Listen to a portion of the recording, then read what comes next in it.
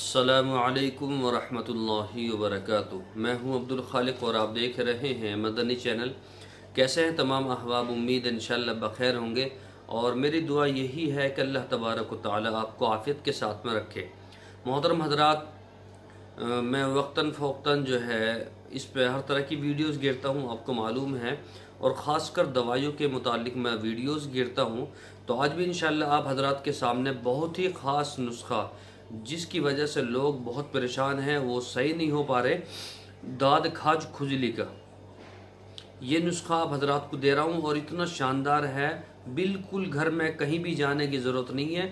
बस 1 रुपये का नींबू तो आएगा और उसके साथ में जो दूसरी चीज़ है वो तो आपके घर में ही मौजूद होगी, वरना पड़ोस में होगी, वो तो बिल्कुल फ्री की है।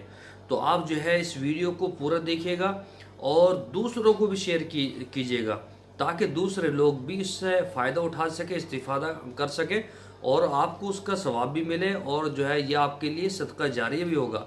जो लोग एक दूसरे को बताते रहेंगे, वो दूसरों को बताएगा, वो दूसरों को बताएगा, तो आपको उसका सवाब मिलता रहेगा। तो मैं चाहता हूँ मेरे साथ आप भी जो है सवाब में शरीक हो जाए। और दूसरी बात यह है कि नुस्खा सुनने से पहले आपसे दरख्वास्त ये है, आप जो है नुस्खा सुनेंगे तो उससे पहले आपसे दरख्वास्त ये है कि हमारे वीडियो को जो है लाइक करें और हमारे चैनल को जो है सब्सक्राइब कर दीजिए। बराए करम सब्सक्राइब कर दीजिए, आपका ही चैनल है और करना भी चाहिए, एक दूसरे की मदद करना चाहिए। तो ठीक है, इंशाल्लाह मैं आपको बताता हूँ करना क्या है। देखिए, नीम के पत्ते लेने हैं आपको, नीम के पत्ते, उनका जो है जूस निकालना। जूस भी ऐसे नहीं कि बहुत पतला कर देना, नहीं, बिल्कुल गाढ़ा सा, बहुत ही गाढ़ा, जैसे पतली चटनी होती है ना, चटनी जो रोटी पे लगा खाते हैं मिर्चों की, तो वो गाढ़ी होती है ना, बिल्कुल पतली भी नहीं होनी चाहिए, गाढ़ी होनी चाहिए। तो इसी तरह से एक चटनी सी बनाइए, ठीक है। और नींबू जो होता है, लीमू जिसको बोलते हैं, देहाती ज़बान में नींबू बोलते हैं उसको, वरना लीमू उसका नाम है।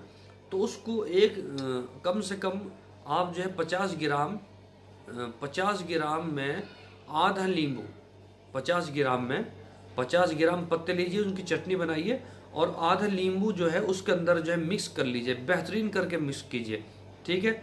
और आप उसको जहाँ भी आपके दाद है बदन पे, उसके ऊपर लगाइए, ठीक है। अगर हाथ पे दाद है तो यहाँ पे लगाने के बाद कम से कम आधा पौन घंटा उसको जो है कोई हाथ न लगाए, ऐसे रहने दीजिए। और सुबह को आपको उसको धोना है डिटॉल साबुन से, ठीक है। डिटॉल साबुन से उसको सुबह को धो लेना है और फिर शाम को जो है लगाना है, ठीक है। और अगर आप डिटॉल साबुन से पहले ही उसको धोकर जब लगाएं तो और भी बेहतर है। तो ये दाद खाज खुजली का सबसे बेहतरीन नुस्खा है।